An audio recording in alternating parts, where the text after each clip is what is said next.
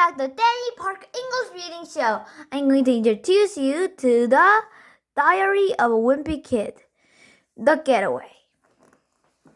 Do you remember I read you the 1, 2, 3 part of Wimpy Kid? Yeah, now it's time for part 4. Wednesday. I probably couldn't sleep for 14 hours, but I was awake at the crack of dawn because of the racket a bunch of tropical birds were making right outside my window. Chirp, chirp, chirp, chirp, chirp, chirp, chirp. Blink, blink. When I got up out of bed, Mom was already awake. She said Dad spent all night in the bathroom and that she needed to sleep so he could catch up on his sleep. I was definitely ready for a fresh start. So I put on my swimming trunks and headed for the door. But Mom said me and Roger needed to make our bed and straighten up the room. I reminded Mom we were on a holiday, and the maid service would handle that for us. She said that we aren't gonna live like animals just because we're on a holiday. I told Mom that the best part of being on holiday was having someone else clean up after you. But Mom said that this week is gonna clean up ourselves. She put the do not disturb sign on the door, and so the maid wouldn't even come into the room. I asked Mom how we were supposed to clean towels, sheets, and she said she'd wash them in the bathroom sinks, the same way we are washing our clothes. So Mom wasn't joking about us doing our own laundry. In fact, Manny was in the sink scrubbing a pair of Dad's underwear, and I'm pretty sure he was using Roderick's toothbrush to do it. Personally, I think the best thing about staying in a hotel is getting clean towels and sheets every day. But moms and hotels go through a ton of laundry deterrent, and if we erase our towels and sheets, we'd be saving the environment. That's when I noticed that our cards all over the bathroom that made you guilty about asking for clean stuff. Please consider your impact on in conversation before asking for fresh towels. Do you really need your sheets washed? Think of me. Using 1 flour sheet of toilet paper could save a life. Mine. Mom said we should all head down to the beach, but I wanted to hang back and take a shower. The truth is I wanted to take my time there. Then I know she was in a suit. She's hustling me about using too much hot water. That was crazy about the shower was that it was completely open to the outdoors.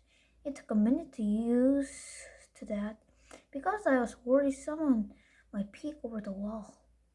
I guess there are people who are comfortable being naked right out in the open, but trust me, I'm not one of them. I don't think it's right you're born naked, because that way you're put in an embarrassing situation. Once I got used to this open air shower thing through, I was addicted. The shower had all these different settings like applause and massage. I tried out every single one, but rainfall was probably my favorite. I must stay there for 45 minutes. When I was done, I stepped out of the shower and put on my bathrobe. But when I tried to put on my right slipper, there was something blocking my feet. I held the slipper up and shook it, and a giant spider dropped out. Shriek! There was no ordinary spider though. The thing was as big as my hand. When it fell to the floor, I climbed into the sink so I wasn't on the same level as it. I've had the thing about spiders ever since I was 7 years old. One summer when I was on our garbage, I found something in the corner that looked like a cotton ball. Then I poked it with a broom handle. Well, it wasn't a cotton ball, it was an egg sack, and it was filled with thousands of baby spiders. When I started in school in the autumn, the teacher had us fill worksheets that were questioned what we wanted to be when we grow up. Everybody wrote astronaut and vet and stuff like that, but not me. What are your favorite color? Blue.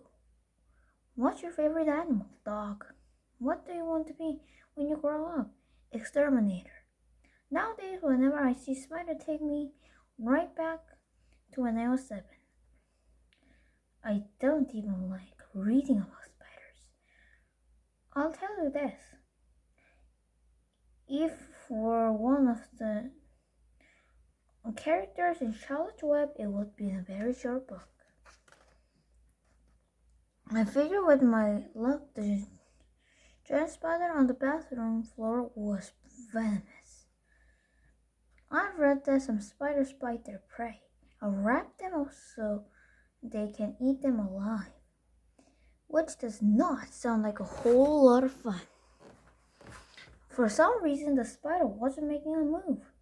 Either it thought it was come flat on the marble floor so I couldn't see it, or it was trying to figure out what to do next, just like I was.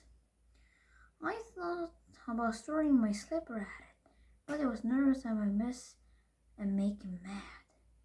And even if I did hit the slipper, probably wouldn't have done any damage to the thing. I called out for Dad to help me, but all I got back was a weak groan from his bedroom. That's when I remembered I dialed 911, but I just got some pre-record message. Hablemos below, mi querido, no estás disponible. And the phone had all these other buttons, but none of the oppositions were a great fit for the situation I was in. So I pressed the one room service because I figured out that was close enough. A lady answered and I told her about the spider problem and now I needed to send someone quick. But either I was talking so fast or there was something long language confusion because all they kept saying was asking for was my breakfast order. Eventually, I gave up and just ordered scrambled eggs and bacon. I honestly didn't care what it took to get someone to come, as long as they came fast. When I hung the phone, the noise jostled the spider, which ran across the floor and stopped right in front of the sink.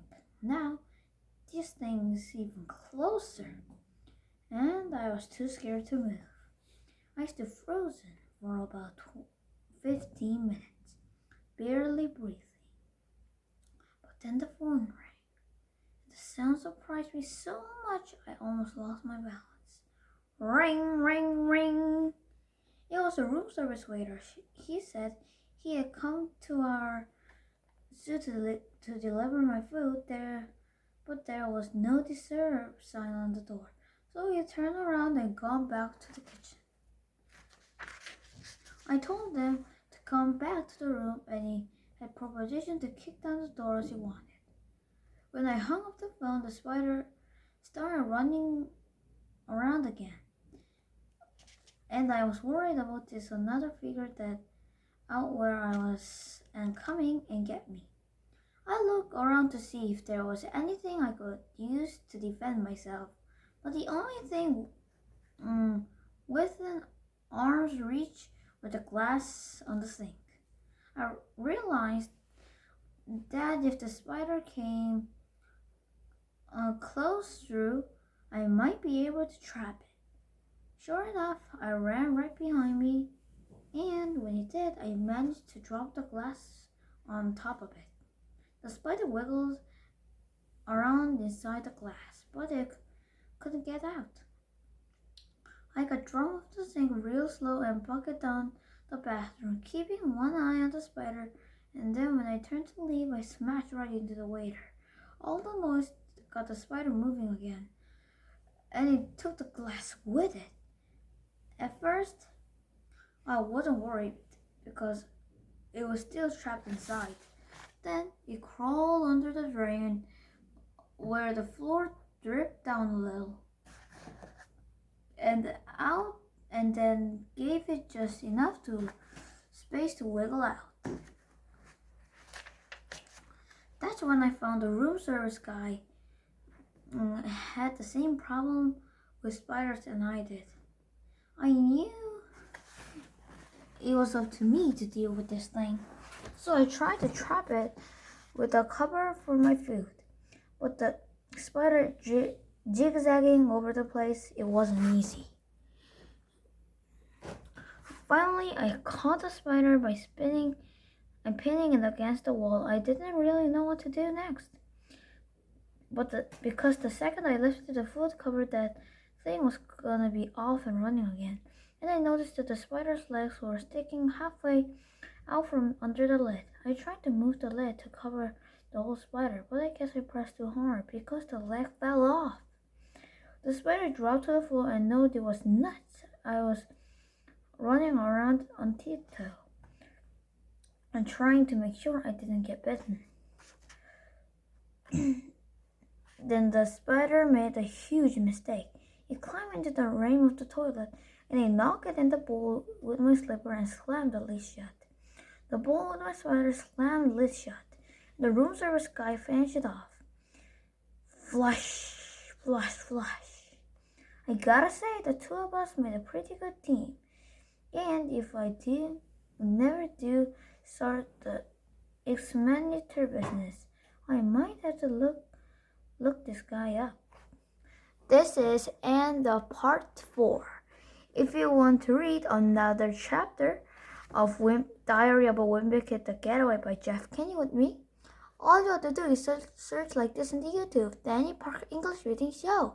And don't forget to put a good sign on my video and subscribe my video. Thank you. See you later. Bye bye.